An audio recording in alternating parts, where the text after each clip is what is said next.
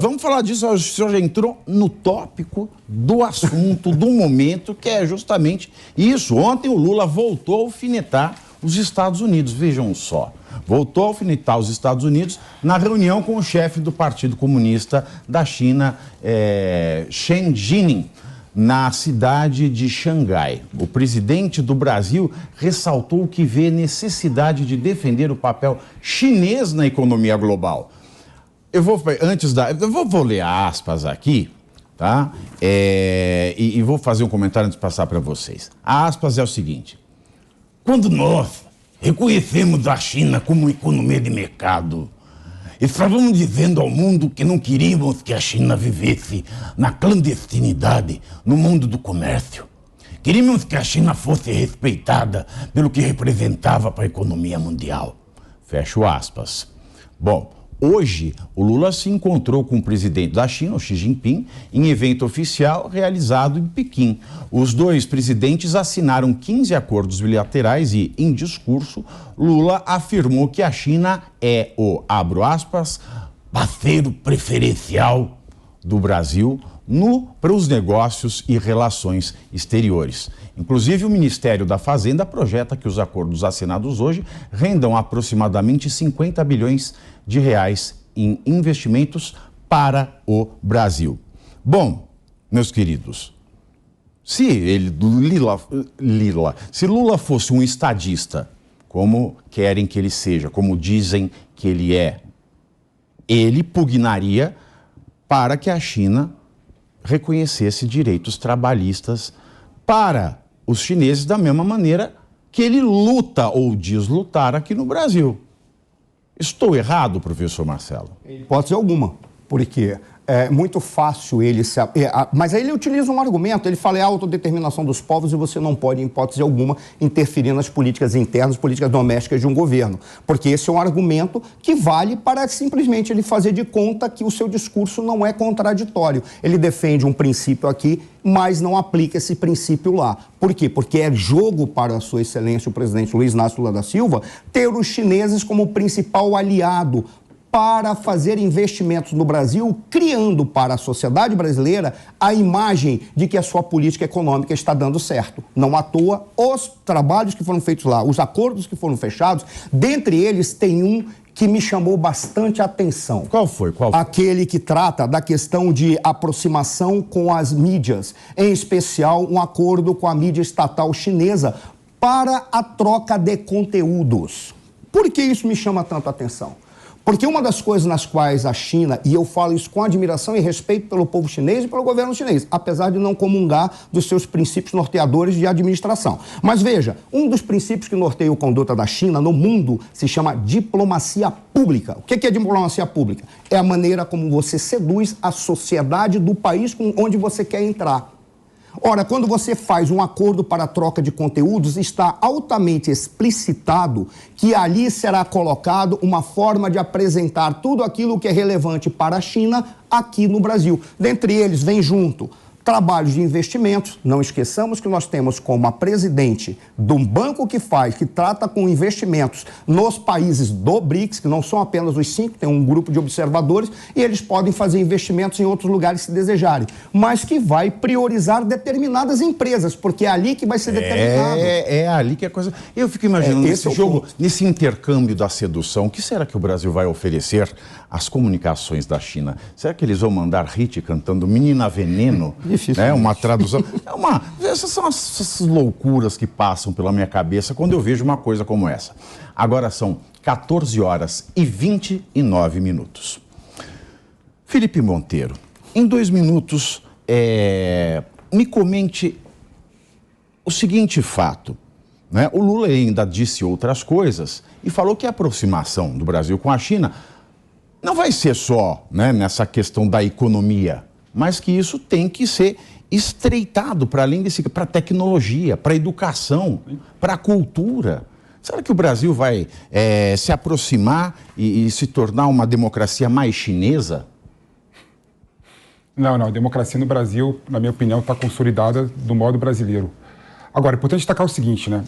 O mundo mudou, o mundo está diferente do que era antigamente. O mundo hoje está muito mais caro, né? Por que isso?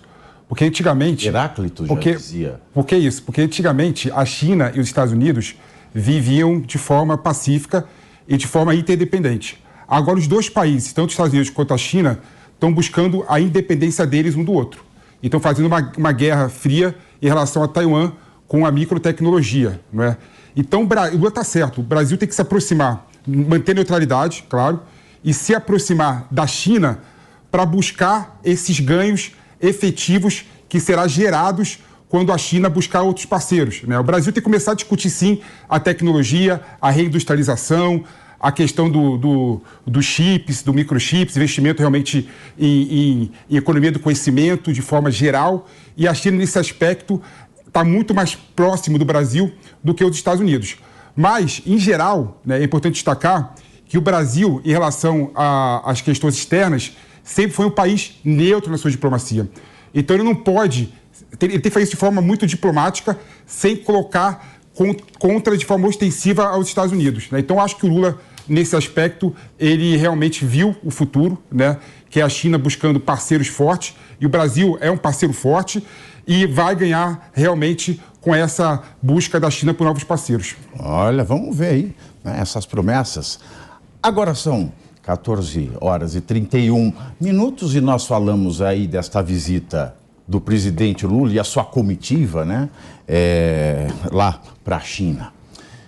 Bruno Musa, você acha que esta relação com a China, estas pompas e rapapés, né, que estão sendo feitas, essa rasgação de elogios cruzadas, né, porque a mídia chinesa chama a Lula de velho amigo, né, Lula agora ele não se contém, né, e rasgação de seda, rasgar seda na China, né, veja que ponto chega. Estamos rasgando seda na China para um regime que não é um dos regimes mais humanitários do mundo, não é. Não é. E ele aqui é o salvador da democracia, né? O homem da providência, o salvador dos direitos humanos.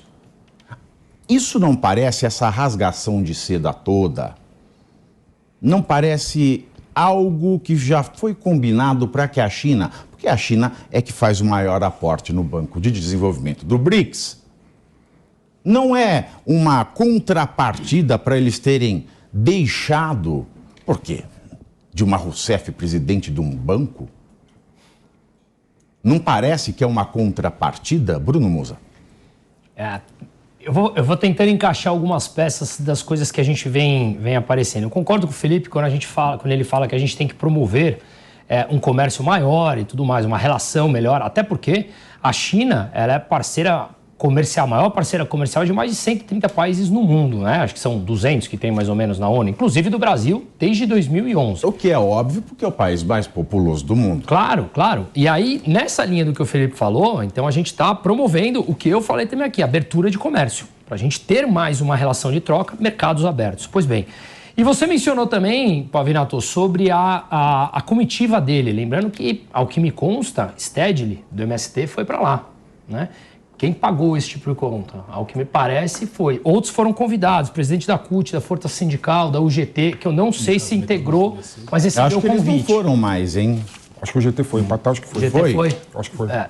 E aí o ponto é, também, quem paga por isso? Mas isso deixa pra lá, né? Agora, quando você falou da Dilma... Quem paga por isso eu te respondo, é quem compra na Shopee. Mas falando da Dilma, tentando juntar uma peça aqui, isso que você falou da Dilma, é claro que a Dilma não tem conhecimentos, independente do que aconteceu aqui com o presidente, para ela presidir um banco, né? E o meu grande ponto é, o Lula ontem falou mal, falou que toda noite ele se questiona como que o dólar ainda é a moeda hegemônica e tudo mais. Será que a Dilma lá no BRICS... E a China vem falando há muito tempo que quer promover o yuan entre moedas, entre vários países, assim como o Brasil. Será que o BRICS não pode ser um dos bancos que aceita a liquidação em pagamentos de yuan? O Lula, em outra parte do discurso, se solidarizou com a Argentina, que é um dos países que faz parte da Rota da Seda promovida pela China. Será que as peças realmente não começam a se fechar de forma econômica e o Brasil se aproximando muito mais de um regime que sim, porque é o maior parceiro comercial do Brasil, mas como o Pavinato falou, está claro que é uma ditadura? E veja, eu tenho uma metáfora na cabeça. Eu lembro, uns 10 anos atrás, né, almoços no Gero. Toda sexta-feira chegava lá o Lacir de Moraes, 80 e poucos anos, né? O antigo rei da soja, com duas garotas, 18, 19, 20 anos, muito bonitas. Cada semana era um par diferente. Ninguém chegava para o Lacir e falava assim, aí o Lacir está apaixonado.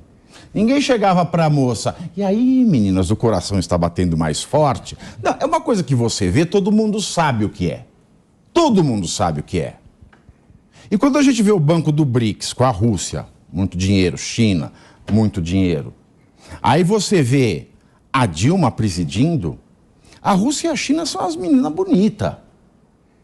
A Dilma é o Lacir de Moraes. E tudo isso que eu vejo o Lula fazendo agora, a China aqui, a China acolá, a China é fantástica, né? A China, só falta ele querer que a China impere o universo, né? Dessas declarações que ele tem dado. Parece que é o preço que esse Olacir de Moraes, que é a Dilma, está pagando para estar com essas moças bonitas. É o que me parece. É o que me parece. Gostou da metáfora, professor? Maravilhosa. Depois que o Diego falar, eu gostaria de fazer um comentário. Excelente, excelente. Como vamos fazer um comentário, porque você pegou ponto. Exatamente, é o que eu ia falar. O Bruno pegou um ponto fundamental, que foi o Lula questionar o dólar como moeda hegemônica na economia mundial. E, evidentemente, fazendo um aceno para que a moeda chinesa ganhe o seu protagonismo. Eu só gostaria de questionar se isso é interessante para o Brasil. O custo ideológico de nós nos aproximarmos de uma ditadura como a China, qual que é o custo econômico? Nós já temos a China como principal parceiro econômico, principal parceiro comercial do Brasil. Ela responde por mais de 30% das exportações brasileiras. Com esse novo pacote agora, dos novos acordos, certamente esse percentual vai aumentar. E isso às custas de uma relação mais áspera, justamente com o nosso segundo maior parceiro comercial, que são os Estados Unidos. Eu quero lembrar que a Venezuela, na década de 80, era a maior economia da América do Sul. E ela dependia de um único produto, que era o petróleo. E isso causou a situação que a Venezuela vive hoje.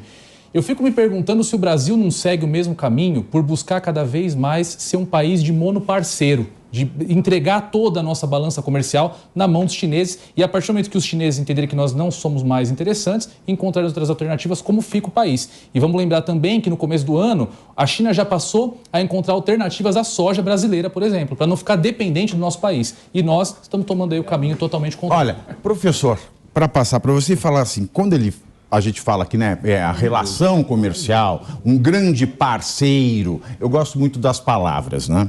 Relação e parceria, a gente imagina um casal de namorados, de noivos, de esposos, né? Porque numa relação, numa parceria, você tem objetivos coincidentes.